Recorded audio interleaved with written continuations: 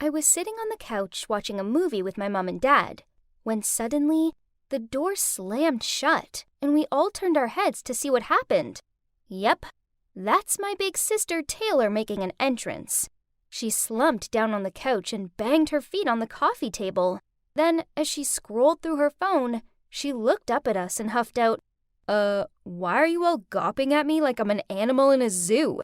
Am I not welcome here? Flustered, my mom immediately replied, No, sweetie, we're all delighted to have you home. Then she turned to me. Anne, darling, go and get your sister a drink. I jumped up to my feet and did as Mom asked. I know what you're thinking. Why is everyone letting Taylor get away with her Little Miss Rude routine? You see, after a huge argument with Mom, she left home at 18 and didn't come back for 7 whole years. Mom seemed so pleased to have her back, so I decided to ignore Taylor's attitude and just go along with it. That afternoon, Mom asked me to go to the grocery store with her so we could buy Taylor her favorite foods, as well as a welcome back gesture. Then we spent ages preparing this delicious meal. I excitedly rushed up to Taylor's room and knocked on the door. Taylor, dinner's ready! She shouted back, Go away! But it's hamburgers, and we got a special dessert, I replied. Poof! I hate hamburgers, and there's no way I'm eating some sugar-laden dessert. I went downstairs and told Mom that she wasn't coming. Mom shrugged and tried to act like it was no big deal, but I could see the sadness in her eyes. Dad tried reassuring her by saying, She probably just needs time to settle in. Yeah, she's probably just tired, I added. Mom forced out a smile and thanked us both. Then she prepared a plate of food and asked me to bring it to Taylor. I knocked on her door and told her the food was outside. She shouted back at me, Take it away! I don't want it! I left it outside of her room, but later on when Mom went up to bed, she saw the untouched plate of food still there. She picked it up and she took it downstairs and made out like it was no big deal. She wasn't fooling me. I could tell that she was biting on her gum to stop the tears. When I was little, I idolized my feisty, beautiful older sister. I loved how she wore clashing colors, the cool ways in which she styled her hair, and her carefree nature. The problem was that she didn't seem to like me. All she ever did was call me a brat, slam her bedroom door in my face, and tell me to stay away from her. 7 years on, and I thought things would be different.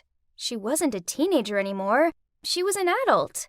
But nope, it seemed clear that Taylor hated me even more than ever. I don't know why. Didn't she view me as a proper sister because we had different dads? You see, my dad isn't her dad, as her dad left when she was a little girl. Then Mom met my dad and had me. I don't know. I just couldn't figure out why she still disliked me so much. As the weeks went on, Taylor didn't seem to settle in at all. Instead, her behavior worsened. She played loud music until the early hours of the morning. She covered the house in her clothes, plates, cups, etc. She was the messiest person ever, and never cleaned up after herself. One time, I came downstairs to see her sitting at the dinner table, munching on the sandwiches I'd made for school. Then, when I politely told her this, she snorted and said, They're gross anyway, so I'm doing you a favor. Then she took Mom's car without asking her, and that meant she had to get the bus to work and ended up late. When Mom talked to her about it, Taylor just smirked, threw the keys at her, said, You're out of gas, then walked off. Mom tried to keep calm and distracted herself by tidying up. So I tried hugging her, but she shrugged me off and told me to go away. It felt like Taylor could get away with everything, while I was the one getting snapped at for nothing. Still, Taylor must have been through a lot, right? Maybe she just needed some time to reconnect with Mom again. Then peace would be restored to our household. Just when I thought things couldn't get any worse, they did. I was reading in the living room when I heard voices coming from outside. I went to check it out and saw Mom and Dad talking to our new neighbor. They sure looked friendly. Then Taylor appeared and grinning said, Making friends with the neighbor, are you, Mom? Mom flustered out, Taylor, this is Bill, my old classmate and our new neighbor.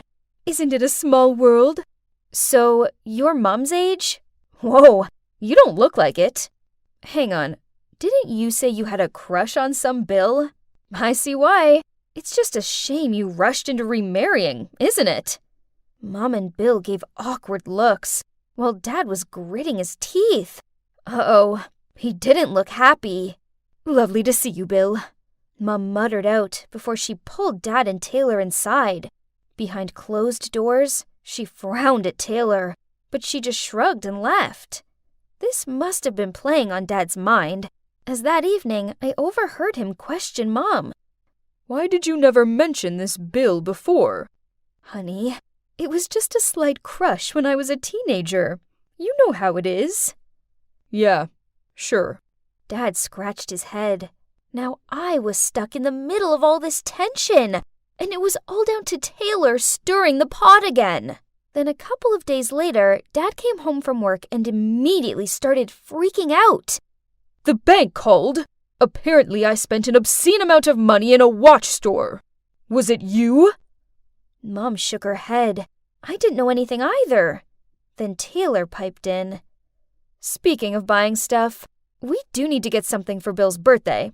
I mean, he did invite all of us, so it'd be rude not to. Uh-oh. I know Mom hadn't got round to telling Dad that Bill had invited the whole family to his party yet. Dad gave Mom a skeptical look and snarled, Oh, I see.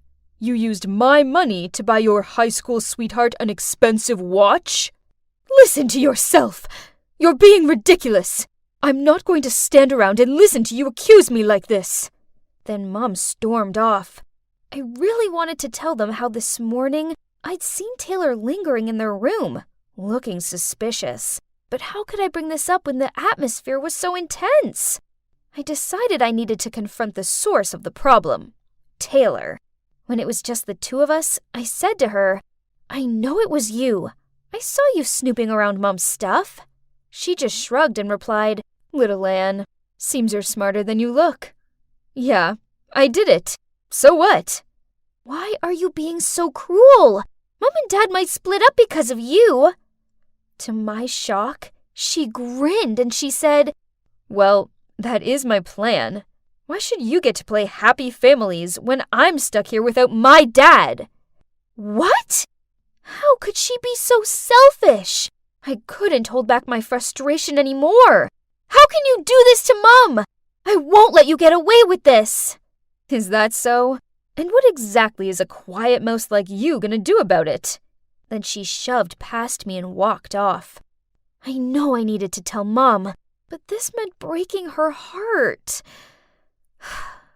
I was going to do it. I just needed to find a gentle way of telling her that her beloved daughter got a buzz out of ruining her life. But then, before I had a chance to figure this out, something terrible happened. The next day, I arrived home from school to find Mom and Dad in the kitchen. Dad had his arms folded and a stern look on his face, and Mom was in tears as she sadly peered down at some papers on the table in front of her. Divorce forms. What happened? Anne, you have to believe me. I didn't cheat on your father. Then Dad interrupted her. Stop lying. I can see it with my own eyes. Then he slammed a stack of photos onto the table. In the photos, Mom was kissing Bill in a cafe. Huh? This didn't make any sense. I don't understand. I didn't meet Bill yesterday. I met my friend Sandra. But Dad just got even more furious. Then he pulled his suitcase towards the door. Stop lying. I can see what happened clear as day. I can't trust you anymore. Then he left. Mom cried harder after that. I didn't know what to say or react. I wanted to believe Mom, but those photos told me differently. Suddenly, the door opened and Taylor strolled in, looked at Mom crying her heart out, and gave a delighted smirk, then went upstairs. That's right, Taylor! She must have something to do with this. So I kept an eye on her. As I passed her room, I heard her on the phone. And without a second thought, I went to find Mom and dragged her upstairs. Anyway, I owe you this time, dude. Yeah, those photos did the job. Yeah, thanks. Your Photoshop skills are brilliant. They look so real. My mom froze. A second later, she pushed the door open. Then Mom looked at Taylor and mouthed the word, "Why?" Taylor burst out laughing, shrugged, then replied, "It's payback for loving her." She pointed at me. "More than you love me. I want you all to suffer for living happily together. Why does she have you both, while I have nothing?" Furious, Mom slapped Taylor across the face and shouted out, "I'm ashamed of you, and I want you to leave right now." Taylor clutched her face and snarled back, "With pleasure. I hate it here anyway." Then she stormed out of the room, slamming the door behind her. I hugged Mom, and we both started crying. My happy family had been destroyed, and all because my sister was jealous and thought Mom loved me more. It was all so crazy. Then, later that evening, Mom received a call from the hospital.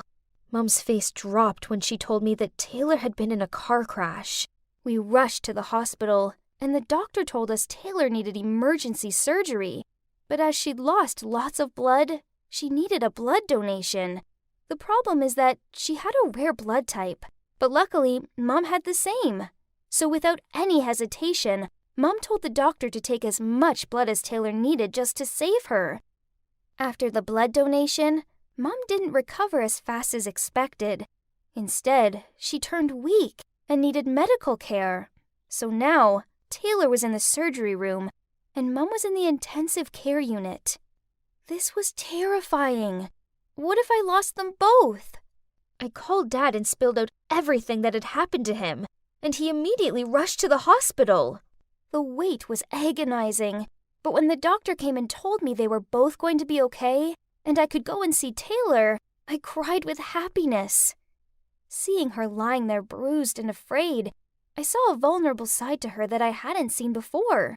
So I took her hand and told her what Mom did for her. She looked embarrassed and turned away from me and muttered out how sorry she was for everything. After that, I visited them both every day. Dad came to the hospital too, to check they were okay, but he waited outside of Mom's room, as he knew she was still mad at him. Finally, Mom came home. Then a week later, Taylor was also discharged. We went to pick her up, and even though Mom and her didn't talk, I could feel the warmth between them. That night, we were having a cozy dinner. Taylor coughed to clear her voice, then said, "Guys, I want to say something. I know I've been a total brat, and I'm sorry. Mom, I thought you didn't love me because I was a reminder of your previous life, and I was ruining your new, happy family vibes. But now I realize how sacred the mother-daughter bond is. You never left me out. I left myself out. And Anne, I'm sorry I haven't been the big sis I should have been for you. I was jealous of you, but I was wrong to be that way. I hope you can both forgive me." Dad also apologized to Mom for misunderstanding her. We were all blubbering, and then we all hugged each other.